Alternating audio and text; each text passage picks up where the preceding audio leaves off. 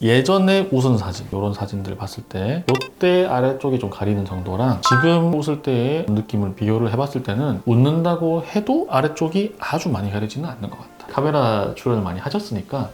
안녕하세요, K성형외과 대표 원장 박상민입니다.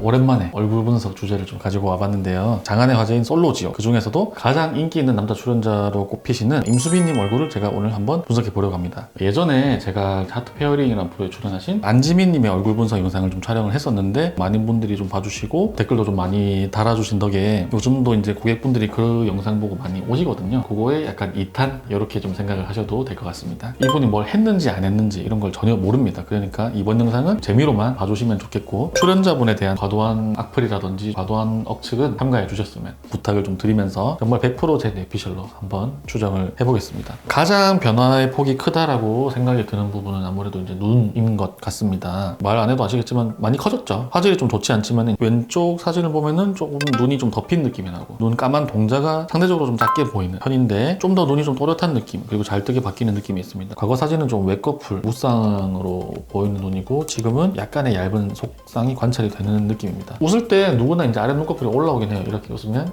당연히 이제 아랫 눈꺼풀이 올라오면서 눈이 좀 작아지는 거는 자연스러운 현상이긴 한데, 예전에 웃은 사진, 이런 사진들 봤을 때 이때 아래쪽이 좀 가리는 정도랑 지금 웃을 때의 느낌을 비교를 해봤을 때는 웃는다고 해도 아래쪽이 아주 많이 가리지는 않는 것 같다. 카메라 출연을 많이 하셨으니까 그런 것들을 본인이 스스로 모니터링하면서 조절을 하시는 걸 수도 있기는 한데요. 예전에 비해서는 확실히 위도 그렇고 아래도 그렇고 잘 보인다. 만약에 이게 이제 쌍꺼풀 수술을 통해서 생긴 거라고 한다면 흉터가 그렇게 크게 보이진 않고 눈을 떴을 때 모양도 좀 자연스럽고 이런 걸로 봐서는 수술했다면 아마 비절개 방식으로 수술했을 거라고 추측이 되고요. 눈매 교정을 했는지 사진만 보고 알 수 있는 방법은 없어요. 알 수는 없지만 확실한 거는 눈동자가 좀 잘 보이게 됐다. 아래쪽 동자까지 좀 잘 보이는 식으로 바꿨기 때문에 뒤밑 트임 가능성도 완전 배제할 수는 없을 것 같습니다. 두 번째로 설명드릴 거는 이제 코 부분인데요. 코 끝의 모양이나 높이는 사실 크게 많이 달라진 것 같진 않아요. 근데 미간 부위, 여기는 확실히 조금 높아진 느낌이 있죠. 콧대 라인이 조금 더 부각된다, 이렇게 표현을 드릴 수가 있을 것 같고, 그냥 시술로 올렸을 수도 있는 것이고 보형물 삽입이라든지 이런 수술을 통해서 올렸을 수도 있잖아요. 두 개 중에 무슨 가능성이 좀 더 높냐라고 물어보신다면 저는 보형물 가능성이 좀 더 높은 것 같다, 이렇게 말씀드리고 싶습니다. 필러라는 것은 어떤 형체가 정해져 있는 건 아니고 이제 이건 주사죠. 좀 끈적끈적한 젤 형태의 주사라고 생각을 하시면 되는데, 그런 젤을 이렇게 넣어서 세웠다라고 했을 때 올라가는 부분이 있지만 이걸 많이 올리려면 사실 옆으로 퍼지는 부분도 생기거든요. 필러가 이동했다, 이런 부분 아마 들어보셨을 거예요. 필러만으로 아주 높게 세우는 거는 사실 좀 힘들고, 필러로 이 정도까지 세워버리면은 내가 생각할 때는 정면에서 퍼진 콧대 느낌이 분명히 생겼을 거라고 보기 때문에 수술 쪽이 조금 더 가능성이 많지 않을까. 얼굴형도 바뀌었죠. 광대는 예전이나 지금이나 약간은 좀 있어진 편이고 V라인 부분에서는 확실히 조금 변화가 있다. V라인을 시술이나 수술로 구현을 한다라고 했을 때 어떤 것들이 있을까? 간단하게는 사각턱 보톡스는 침샘 보톡스 같은 방법이 있을 것 같고요. 수술로 한다라고 하면 사각각,